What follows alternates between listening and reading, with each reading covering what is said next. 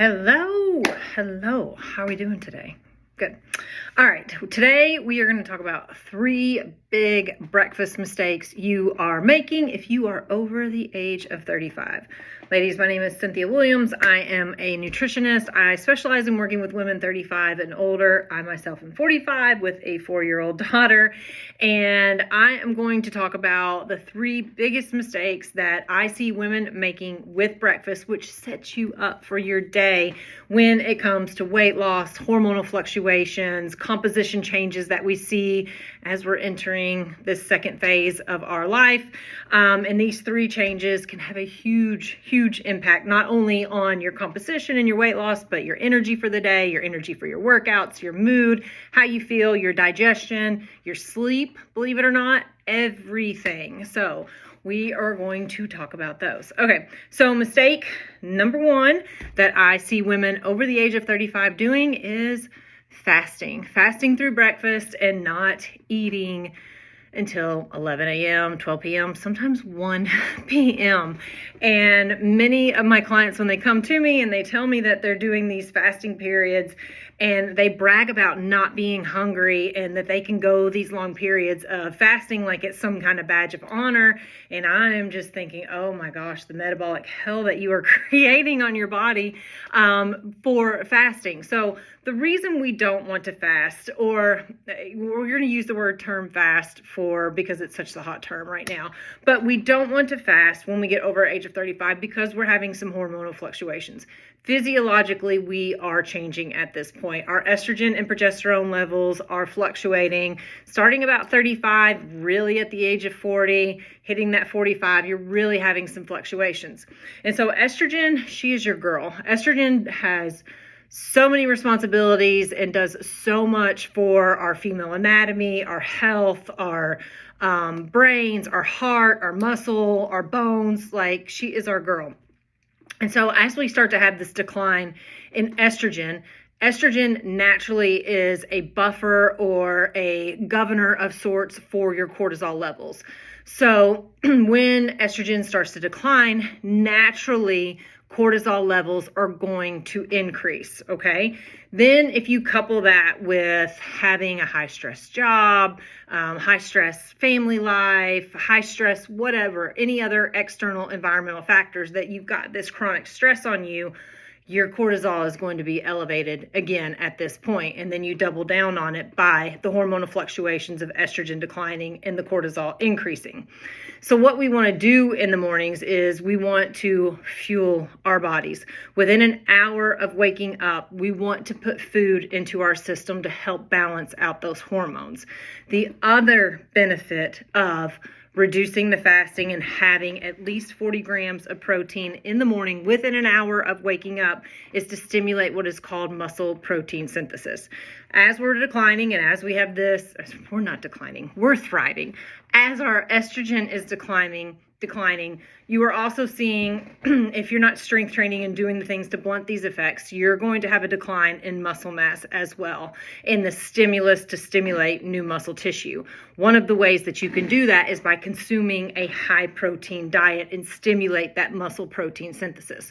So within an hour of waking up, we want to have at least 40 grams of protein. We want to have that any shape or form that you like. I like a shake. It's easy for me first thing in the morning. I don't want to eat a ton when I first wake up, and I'll come to workouts if you work out in the morning in just a minute. But we want that 40 grams, 1, to help us regulate our insulin levels and our cortisol levels in the morning, and then 2, stimulate that muscle protein synthesis to help us with our muscle tissue. Because the more muscle tissue that we have, that is the organ of longevity. It is our biggest agent in fighting disease and dysfunction as we age. You want to hold on to your muscle tissue, ladies, and forgive me, I'm not exact on my numbers here, but somewhere after the age of like 38, if you are not strength training, if you are not consuming a high protein diet, you have a rate of muscle tissue loss somewhere between 3 and 5% year over year, which may not sound like a lot, but 3% over 5 years is a 15% loss in muscle mass. That's huge.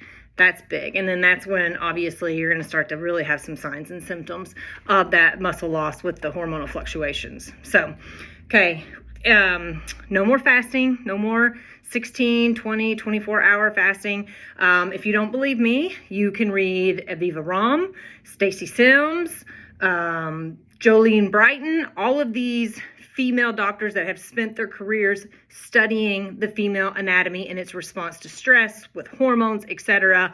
All of them do not encourage fasting. They say that it just contributes more to the hormonal imbalances that we're naturally going to have anyways with our age. Okay.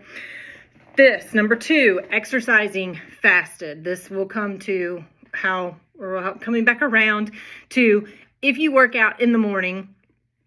Okay, I don't expect you to get 40 grams of protein in your belly prior to a workout if you're an early morning riser like I am. I like to get up at 5 a.m., knock my workout out, be done with it. So, but you do want something in your belly prior to a workout.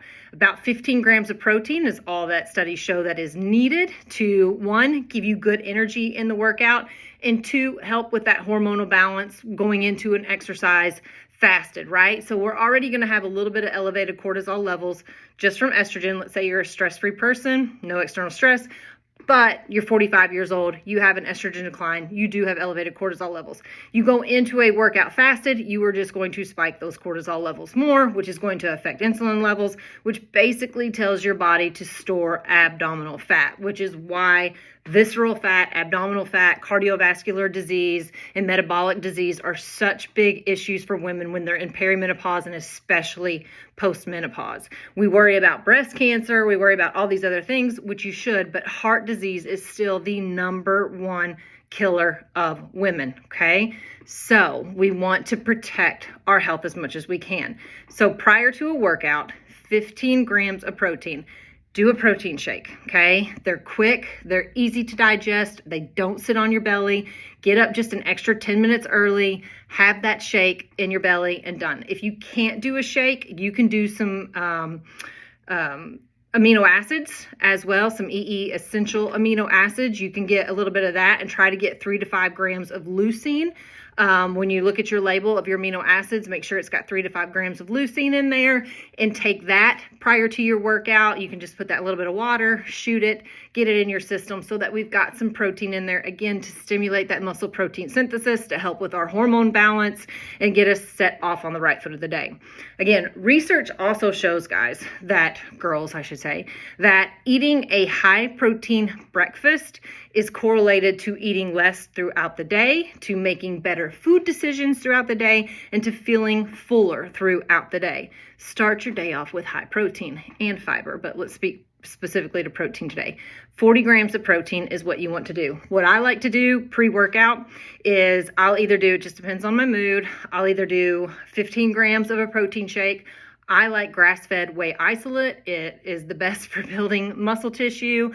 There's 2 brands I like Muscle Feast and Wella. I will link them below for you. Those are my 2 favorite brands because the ingredients are simple, the ingredients are good, and it tastes good. So I'll do a serving of that pre-workout, or I'll do a serving of essential amino acids. It just depends on my morning. My essential amino acids that I have, they're pretty bitter.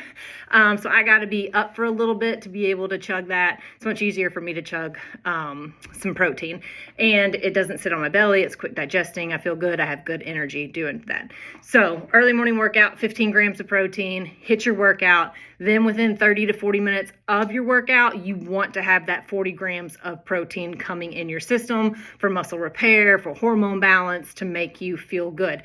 Don't exercise and go fasted and think you're burning even more calories, or get into that mindset of that EPOC, that exercise post-oxygen consumption, like you're burning all these extra calories on it. It is more important to fuel your body, to get that protein in and stimulate the muscle protein synthesis for our muscle tissue than to worry about your calorie burn. That is what is going to change composition, not worried about your calorie burn, okay? Then last but not least is not getting enough protein in the morning. Again, this is my third point, and they all have to deal with getting your protein. You want to start your day off. If you get up, you get dressed, and you head out the door to work, within an hour of waking, you want 40 grams of protein. Again, you can do a shake, something super simple and easy. If you're not a morning person, you don't like eating a big breakfast, totally get that and understand that. Do a shake, okay? Do 2 servings of a grass-fed whey isolate. Put it in some of your favorite milk. I just like ice and water. I don't care how you drink it, whatever tastes good to you. Get that in, make it, and sip on it while you're doing your makeup in the morning, while you're getting yourself ready. If you're a quick roll out of bed in the car, drink it while you're in the car on the way to work, whatever it may be. Get that 40 grams of protein in. And then, an hour or so later, or whatever feels good to you, sit down and have a good breakfast with whole foods, good lean sources of protein, good lean sources or sources of carbohydrates and fats, and have a nice balanced meal. I promise you, if you incorporate these 3 things in, you will see composition changes. You will feel a difference in your energy. You will feel a difference in your workouts, which is going to translate to better composition, more energy, better mood, better sleep, because our workouts are better, because we're seeing results in the gym, we're seeing the results of our efforts with our food. That in turn is going to stimulate you or motivate you to continue to make better decisions and help you reach those goals. So I hope this was helpful for you. You can find more of my videos like this on the YouTube channel. Make sure you subscribe. You can find a ton of my Instagram lives. I do a lot of educational ones with myself and a lot of client reviews where I have a client come on and we talk about these changes. We stop the fasting and the differences that they see, etc. on Instagram. You can find those there.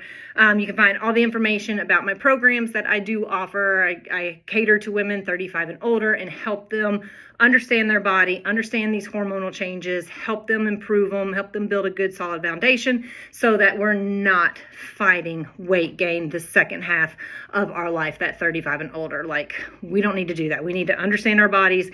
We need to get a composition that we enjoy, that we feel good in, and then learn how to sustain that. So you can find all that at CynthiaWilliamsWellness.com. I hope you guys have a great day, and I'll see you in the next one. Bye.